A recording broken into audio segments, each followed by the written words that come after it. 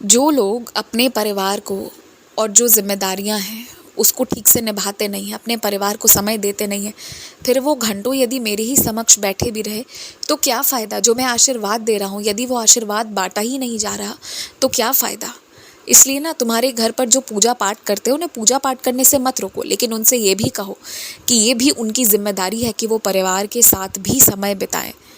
वरना फिर वो जो भी आशीर्वाद, जो भी कृपा ले रहे हैं, यदि वो उस कृपा को बांटेंगे नहीं तो ये सबको पाने का फ़ायदा ही क्या है।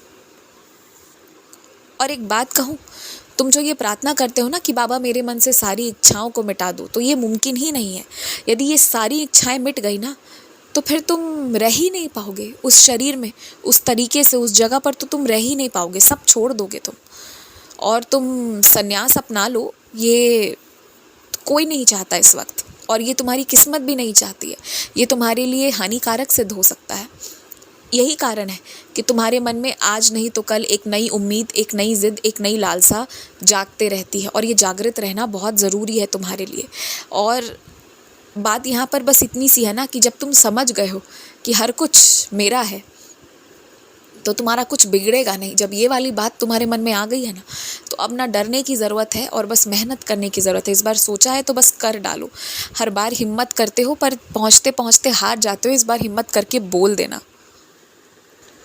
और सुनो, तुम जिन थाली कटोरे से भोग लगाते हो, जो गिलासें रखी जाती हैं, यदि उनके रंग उड़ गए हैं तो सिर्फ इसलिए तुम उन्हें हटा दोगे, ये बात सही नहीं है।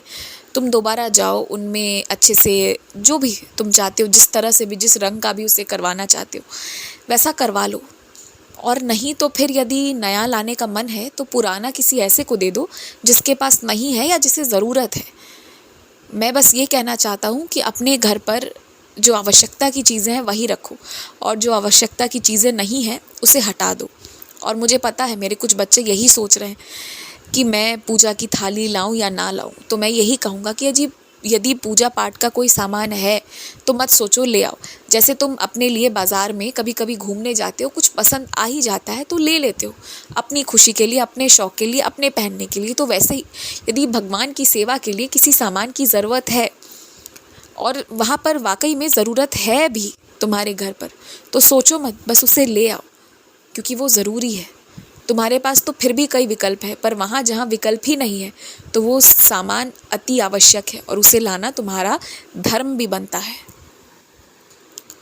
और तुम जिस तरह से मुझसे बातें करते हो, जिस तरह से मदद सहायता मांगते हो, ये बहुत अच्छी बात है। लेकिन तुमने कुछ लोगों का भार अपने ऊपर ले लिया और तुम पर विश्वास करके पूरी तरह छोड़ दिए। मुझे समझ नहीं आया कि तुमने इस तरह का मदद क्यों किया है, क्योंकि ये तुम्हारे लिए काम ज़्यादा भारी होने वाला है। लेकिन फिर अब जब तुमने ये बात करी है तो इसे पूरा कर देना, क्योंकि कोई तुम्हारे विश्वास पर अपने काम छोड़कर बैठा रहने वाला है। और यदि अब तुम उसे पूरे नहीं करोगे तो अवश्य ही उसके मन में तुम्हारे लिए कुछ ख्याल आ सकते हैं, कुछ अच्छा कुछ बुरा। तो फिर रिश्तों को ख़राब करने से बेहतर है थोड़ी सी मेहनत और कर लो। एक काम जहाँ एक बार करते वहाँ 2 बार कर लो, सब कुछ बहुत अच्छे से हो जाएगा फिर। और आज मेरी सच्चरित्र पढ़े बिना सोना मत, चाहे कितना भी क्यों ना थक जाओ, पढ़ लेना या फिर सुन लेना, पर कम से कम 1 या 2 अध्याय ज़रूर पढ़ना या ज़रूर सुनना। और उसमें तुम्हें बस यूं ही सिर्फ ज्ञान की बातें ही नहीं मिलेंगी, कई समस्याओं का समाधान मिलेगा। और तुम सुनना चाहते हो ना जिस तरह से, तुम्हें वो चीज़ वैसे सुनाई भी देगी। तुम जिसे देखना चाह रहे हो, जिसके दर्शन पाना चाह रहे हो, तुम्हें उनके दर्शन भी अब मिलेंगे। तुम बहुत खुश रहो, बहुत मुस्कुराते रहो। श्री कृष्ण की पूरी पूरी कृपा है तुम पर।